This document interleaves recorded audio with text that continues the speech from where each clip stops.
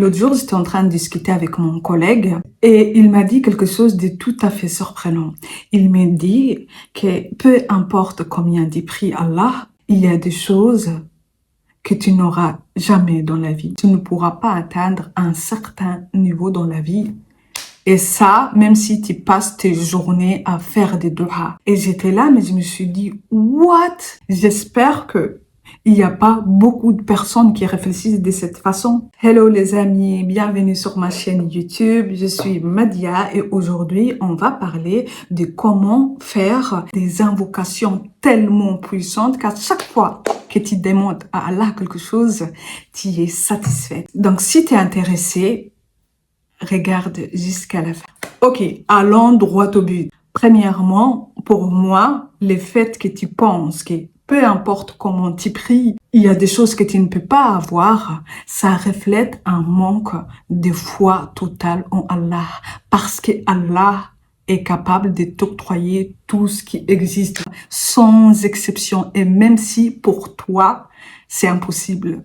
Allah a la capacité, en fait, de t'octroyer des choses d'inimaginables pour toi. Quand tu fais une dua, il faut que ça soit très puissante. Pas parce que tu mérites, mais parce que tu es convaincu qu'Allah est capable de faire toutes choses. C'est ça la base d'une dua. C'est sur la volonté, c'est la puissance, c'est la croyance et la foi dans laquelle tu mets dans ta dua. À propos de cela, le prophète sallallahu alayhi wa sallam a déjà dit, quand vous demandez les paradis à Allah, dites pas, oh ya Allah, donne-moi les paradis. Non, il faut que tu dises, oh ya Allah, donne-moi Jannatul Firdaus, c'est-à-dire les plus hauts degrés des paradis. Te gêne même pas, il faut même pas dire peut-être qu'il va pas.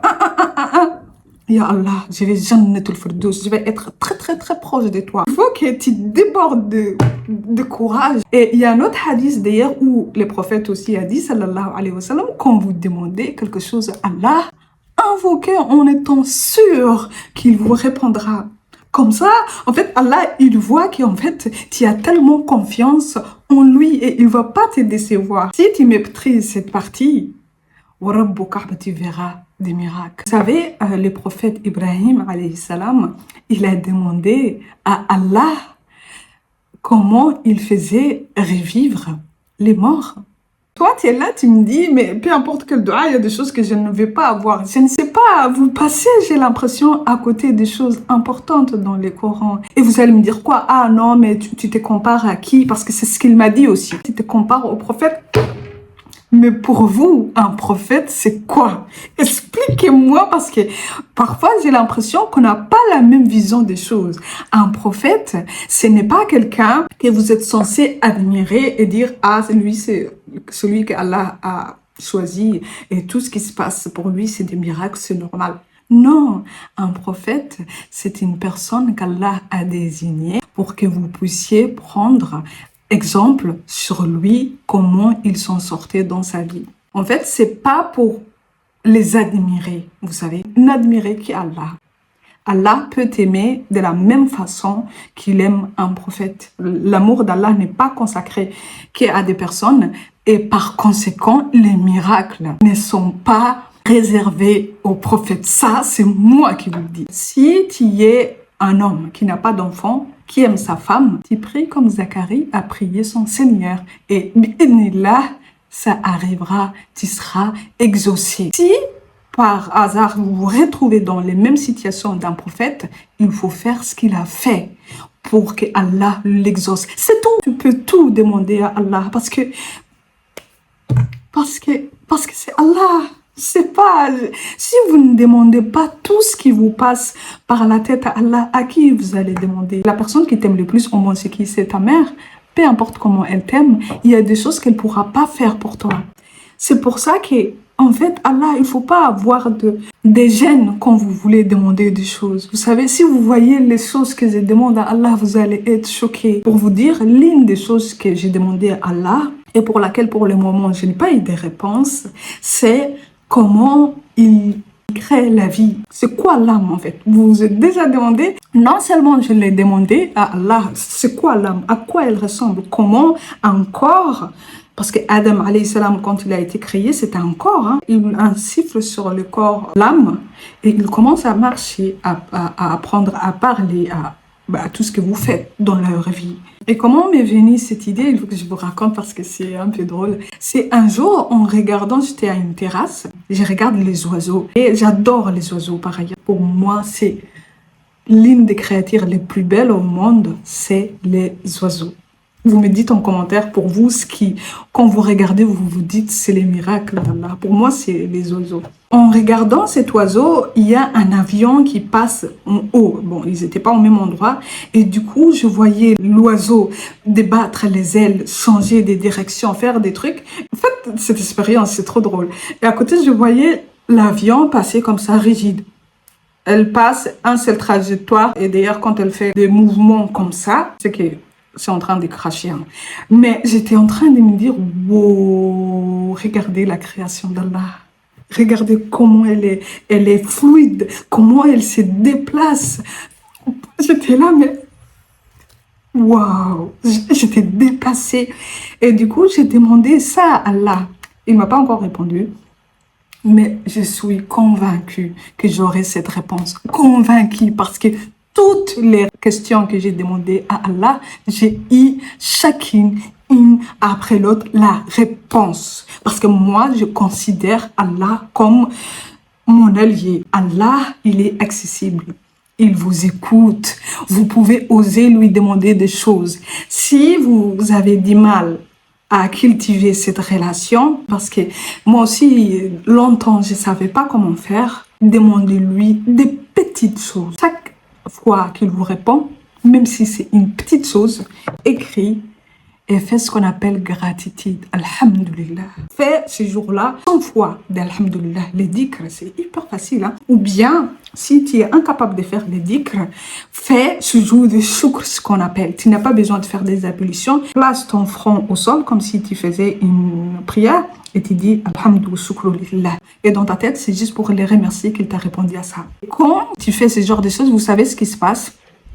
Eh bien, tu vas avoir une autre raison pour être contente. Les jours où je fais le plus de gratitude sincère en y pensant, c'est les jours où je vis des miracles sur miracles. Et d'ailleurs, un des noms d'Allah, c'est Ash-Shakur, qui veut dire les reconnaissants. Quand tu fais quelque chose pour Allah, qui pour Allah, par exemple, oh ya Allah, pour m'avoir aidé, j'aide cette personne.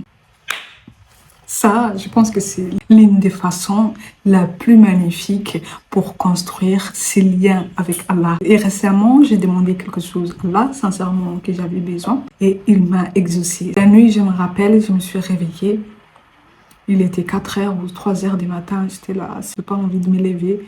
Mais je me suis rappelé que Allah a exaucé quelque chose que sans lui, je ne pourrais pas. Je n'aurais pas pu le faire en fait. J'aurais pas eu ce courage. Donc j'ai dit, moi aussi, je vais être reconnaissante. Je vais te montrer que même si c'est difficile pour moi de me réveiller, je vais m'obliger pour toi, pour te montrer que je suis sincère. Vous savez pourquoi? Parce que dans Sourate Al-Baqarah, Allah il a dit Oufu bi'ahdi, oufi bi'ahdikum wa iyaya farhaboun, qui signifie soyez fidèles à mon engagement, je serai fidèle au vôtre. Et genre, comme si Allah vous dit, si tu veux construire une relation avec moi, bah, sois fidèle à moi en fait, tu vois.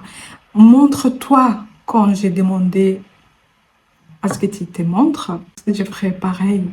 Donc en fait, si vous voulez voir les miracles d'Allah, je pense que vous devez consolider cette relation et demandez-lui si par exemple il y a quelque chose que vous redoutez pour vous, si vous ne pouvez pas y arriver, demandez-lui. Dites-lui, oh Allah, je ne peux pas gérer cette situation, elle est trop lourde. Par exemple, vous avez des charges énormes à dépenser pour ce mois, vous n'avez pas les moyens. Oh Allah, cette charge me dépasse, j'arrive pas à dormir.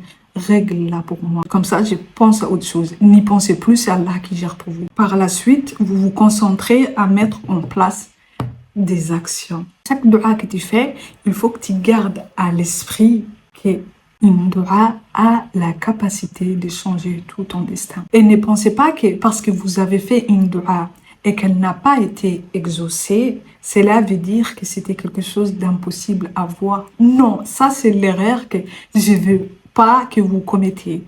Quand vous demandez à Allah quelque chose et que, par exemple, cette chose, vous n'ayez pas, c'est souvent pour avoir quelque chose de mieux pour toi. Allah, il n'est pas en train de faire des choses contre toi pour te punir. Non, il est en train de te protéger. C'est pour une redirection vers quelque chose qui est mieux pour toi. N'oublie pas, toi, quand tu demandes, tu as une vision assez limitée.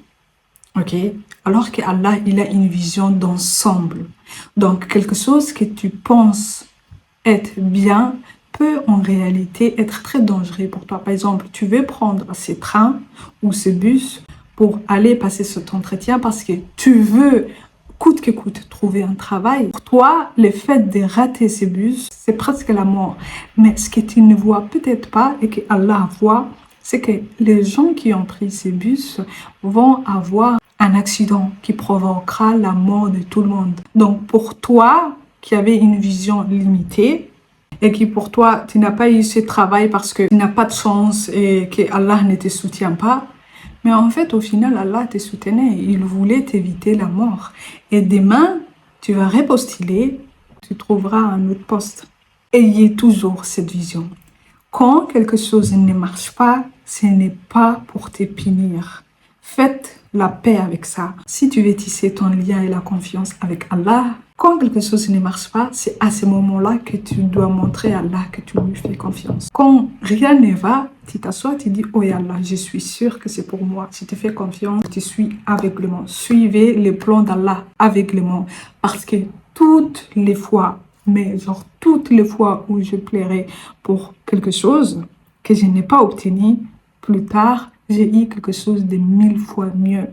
Donc, ça m'a permis d'apprendre que, en fait, Allah n'est pas en train de me punir. Il est en train de me protéger. C'est tout ce que je voulais partager aujourd'hui avec vous. Je souhaiterais aussi profiter de cette vidéo pour dire merci à vous tous pour toutes les emails gentils, tous vos commentaires, je les lis. Même si je ne réponds pas, je vous lis et j'adore ces propos pour toutes les personnes qui m'ont dit qu'ils étaient intéressés par un coaching privé avec moi ou qui voulaient s'inscrire à ma formation en ligne. Je vais mettre les liens de la préinscription parce que la sortie c'est plus tard. Je vais le mettre sur ma bio sur YouTube. Vous cliquez dessus. Vous pouvez réserver votre place sur la formule qui vous intéresse et je vous dis peut-être à très bientôt. Pour les autres, je dis à bientôt dans une nouvelle vidéo.